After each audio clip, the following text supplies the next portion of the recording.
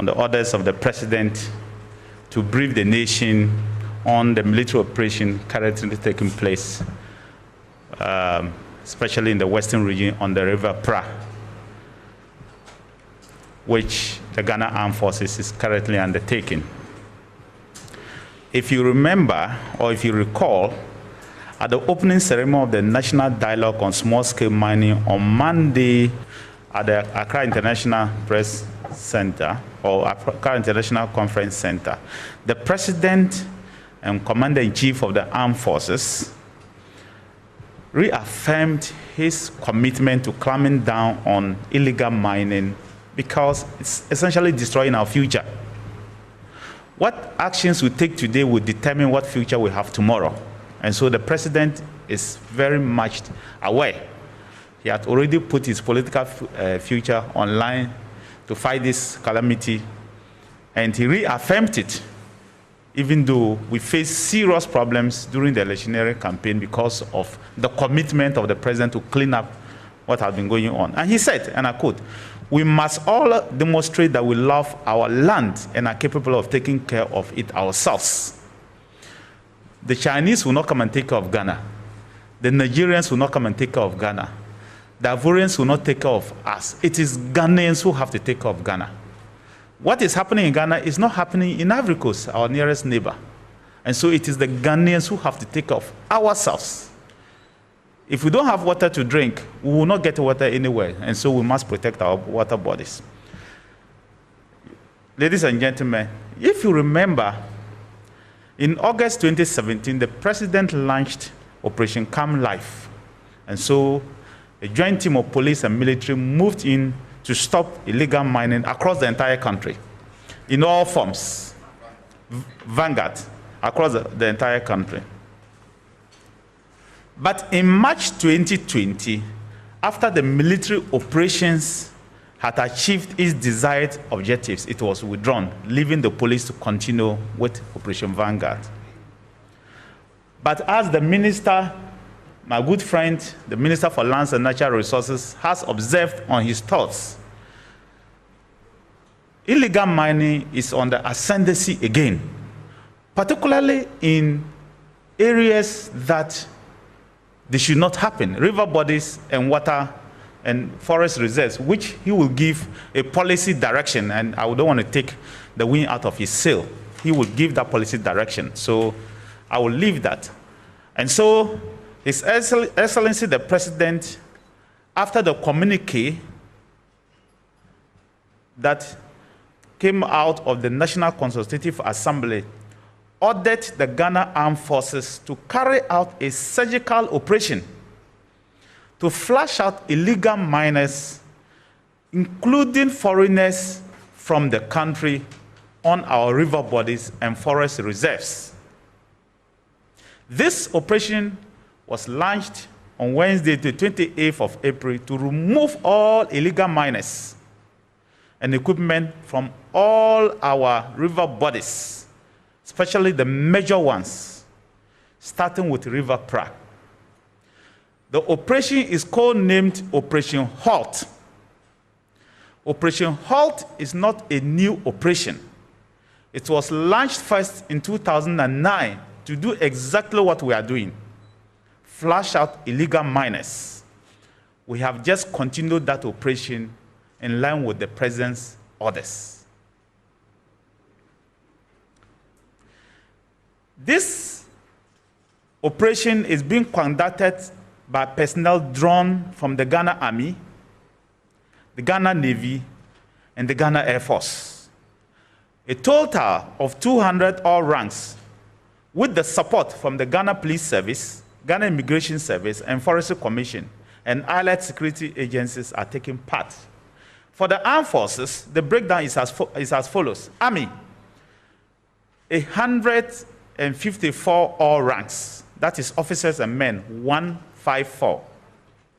For the Navy, 40 all ranks, that is the Navy officers and men. And for the Air Force, 6 all ranks. And so we have 200 strong men drawn from the Ghana Armed Forces, led by their respective CEOs. So 64 is leading the eastern flank of River Pra, and 2BN, located in Takoradi or sited in Takoradi, is leading the western flank of River Pra, and the Navy is using their boats within the river itself. And they are sweeping from the beginning of the river towards Chofi-Praso. It's a 3-day operation which will end today. In view of the nature of the terrain and the tasks involved, the troops deployed a number of logistics or equipment to carry out the troops or the tasks. This includes TCVs, troop carrying vehicles, assault boats, helicopters, and drones. We want to be very open to the public. So you will see helicopters in action, you will see drones in action, you will see troop carrying vehicles in action, you see fully armed men in action. The operation commenced at 06 hours on Wednesday, the 28th of April 2021, with simultaneous activities on the western and eastern banks of River Pra by the infantry elements, while the Navy and engineer troops conducted riverine operations on the river. The Ghana Air Force provided air cover and took aerial photographs of the operations. And by 18 hours, which is 6 p.m., when operations were halted for the day, 2 Chinese nationals were arrested at Atieku near Chofi-Praso in the central region. The Chinese, Wei Gang Ying and Wei Gang Ming, have all been handed over to the National Security for further interrogation. They will be prosecuted.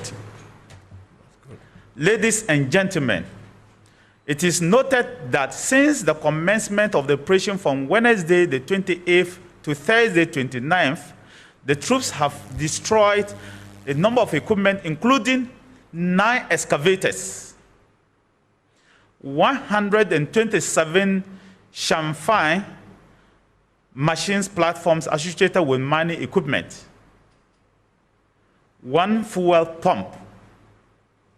Furthermore, the following items have been seized and will be destroyed, except items that will be used as exhibit in courts. 8 by 24 plate batteries, 1 pump action gun case, a generator, Huawei phone, chainsaw machine, 8 raincoats, fuel filters, non-citizen Ghana card, ID card, 2 drilling equipment, and 2 boots. This will be destroyed except equipment that the police deem necessary for their work for prosecution. Otherwise, everything on site will be destroyed. What are the future plans? Ladies and gentlemen, this operation will be conducted on all major river and forest reserves in all Galamsey endemic regions. Let me repeat. It will be conducted in all river bodies, the major river bodies and forest reserves in all Galamsey endemic regions throughout the country to rid them of illegal mining activities. And take note of what I'm just going to say. There will be aerial patrols where GAF has already swept past.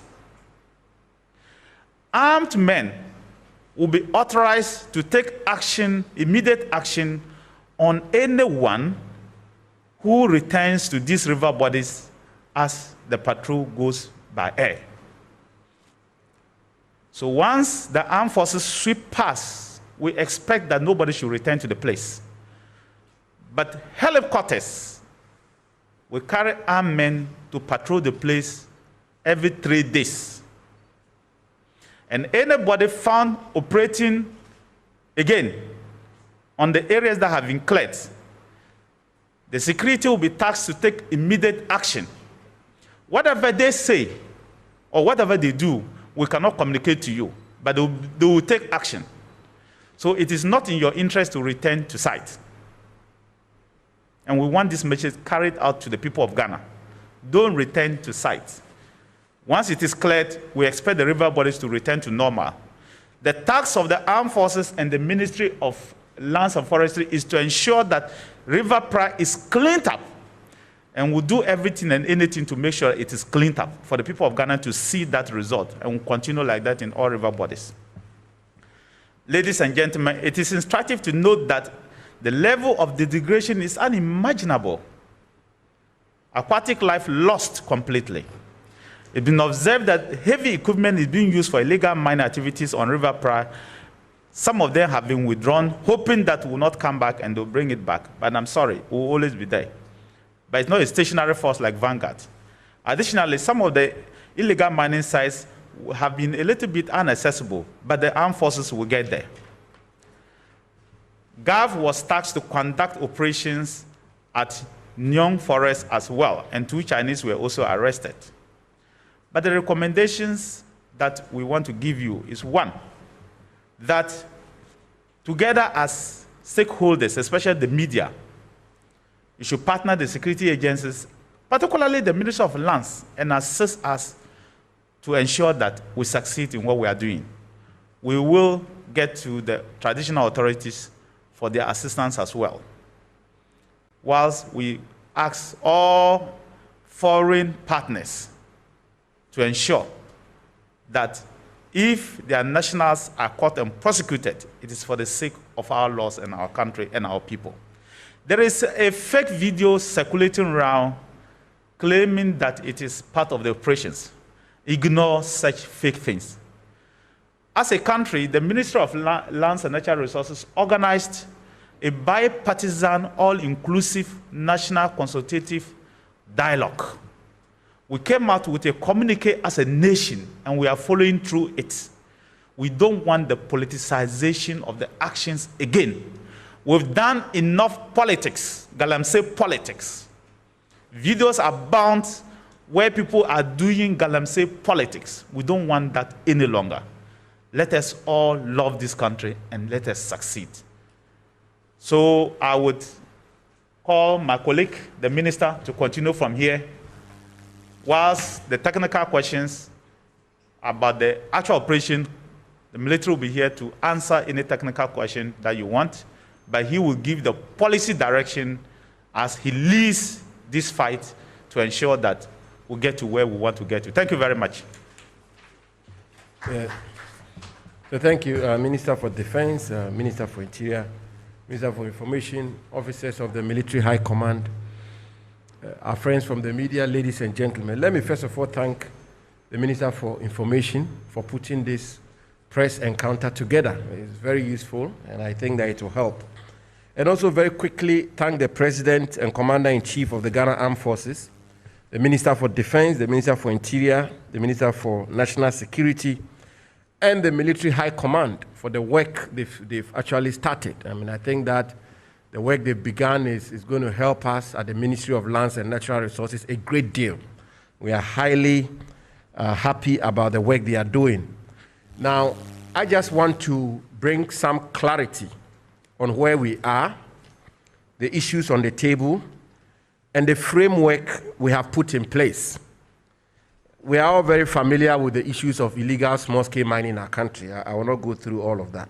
But the President took the view that it's about time that we have a broad-based, bipartisan, national conversation about illegal small-scale mining. I think the President is very right, because anybody who is familiar with the extractive industry across the world is an industry which is almost like the cocaine industry, because in that industry we are talking about huge sums of money. So if you don't have a national consensus around it, it becomes difficult. You pull in the right direction, another part of the nation is pulling the other way, you will not make a headway. Thankfully, under the leadership of the President, we are fortunate to have organized some largely successful national consultation on illegal small-scale mining. And I believe Ghanaians were happy to see leading members of literally all the political parties in our country in attendance. I just returned from a tour in the Western region where I was accompanied by the ranking members of the National Democratic Congress in Parliament. the Honorable Rashid Pelpo and Suwini and co, and it went very well. So we've done that. The second thing we did was to examine the terrain. And the ministry came to the conclusion that there are two critical areas of the fight or of our national life which require special attention, which are our water bodies and forest reserves. Let's face it, when Ghanaians are up in arms and outraged about illegal small-scale mining, fundamentally, they are talking about the water bodies of our country, the state of our water bodies. They are talking about our forest reserves. The illegal small-scale mining which takes place everywhere else is important, and we are going to deal with that. And in fact, we are dealing with that. But the water bodies and forest reserves, we came to the well-reasoned conclusion that those are high priorities. And so measures were put in place. The first measure we took was to direct the Forestry Commission to cease the issuance of forest entry permits for purposes of mining. For those who are familiar with the processes leading to actual legal mining in forest reserves, having secured all your permits from the Minerals Commission, the EPA, and so on and so forth, you require a forest entry permit in order to mine in a forest reserve. If you are going to mine at a place which is not a forest reserve, you don't require a forest entry permit. But if it's a place which is designated as forest reserve, you have to go to the Forestry Commission for a permit in order to be able to mine. So we'll put a freeze on that, which means there cannot be further mining in forest reserves. I have to clarify that. For the enterprises or operations or companies who have already acquired mining licenses or mining leases and gotten forest entry permits and are mining and following the protocols, the environmental protocols, they have what we call accrued rights. So this instruction will not take a retroactive effect. So it will not affect them. And there are a good number of responsible large-scale, small-scale mining schemes going on in forest reserves with the right permit. But in the future, no more forest entry permits. 2, we also observed that people come up to apply for prospecting, recognizance, and or exploration licenses. And again, those who are familiar with the mining industry, those kinds of licenses are for you to go and check whether or not the concession is mineralized, whether or not you can find minerals in the concession. If you find minerals, you then will come back to the Minerals Commission to go through the processes all the way to get a mineral operating permit and a forest entry permit before you can mine. But we observe that people come, they get the license for prospecting, and then they move straight away to mine. And when they are confronted, they pull a piece of paper which says, I have a license, which is a prospecting license, or a recognizance license. In some cases, they've just put in the application. The Minerals Commission is evaluating the application, then they proceed to mine. So we've suspended all prospecting, recognizance, and or exploration in forest reserves in our country.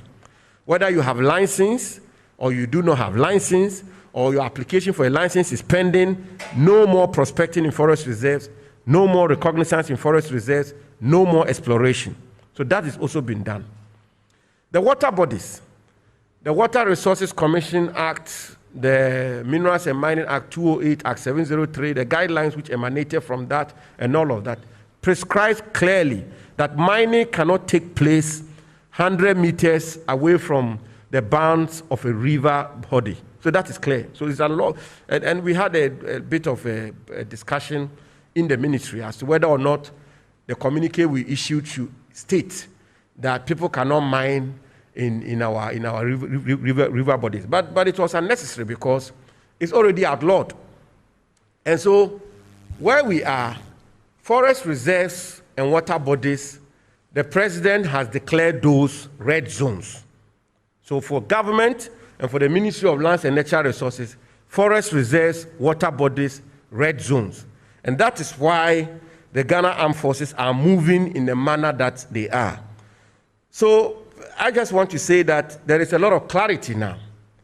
And the instructions which were given, we gave 7 days ultimatum for all persons engaged in these activities to suspend their activities and evacuate their equipment. So let me repeat that. We don't say suspend the activities alone. You see, having suspended the activities, if you have equipment in forest reserves for which you were deploying for the purposes of prospecting, exploration, or reconnaissance, evacuate them. So the deadline is today. At the level of the Ministry of Lands and Natural Resources, we have put together a monitoring and evaluation team headed by the Honorable Benito, MP from Wabieja, who is the Deputy Minister in my ministry. And that monitoring team is going to come out with a statement this afternoon. We're establishing a situation room.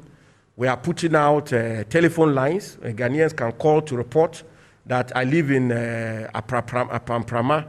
There's a forest reserve. People are still engaged in prospecting there, or people are mining a forest reserve. The monitoring team will then alert the national security architectural apparatus so they can move in. In addition to that, and in accordance with the highest standards of transparency, I have here in my hand a list of prospecting recognizance licenses within forest reserves, those granted and those pending. And we have 105 of them. You have them, the particulars are name of company, name of forest reserve, location of forest reserve, municipal district, location of forest reserve region, date of forest permit, date of expiry, and all of that.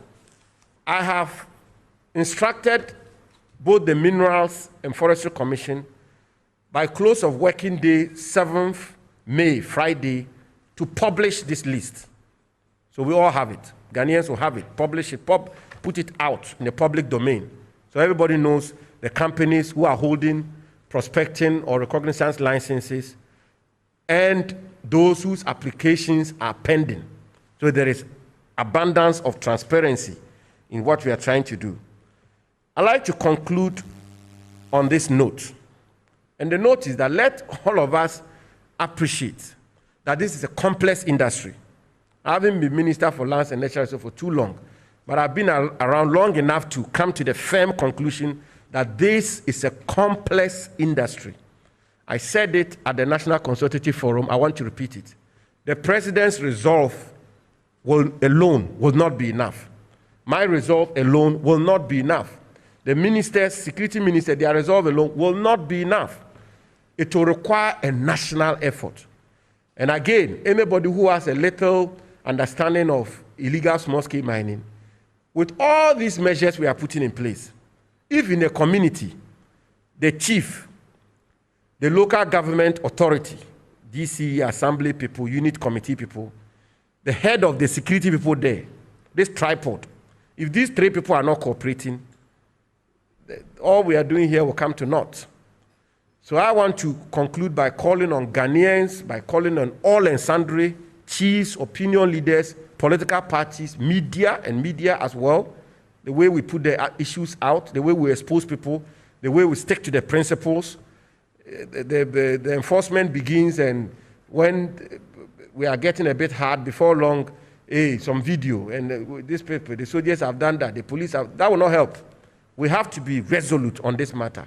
And I want to reassure the good people of this country on behalf of the President and his government that the commitment of government in this matter, particularly as they relate to water bodies and forest reserves, what we describe as the red zones, is absolutely unflinching and unequivocal. Thank you very much.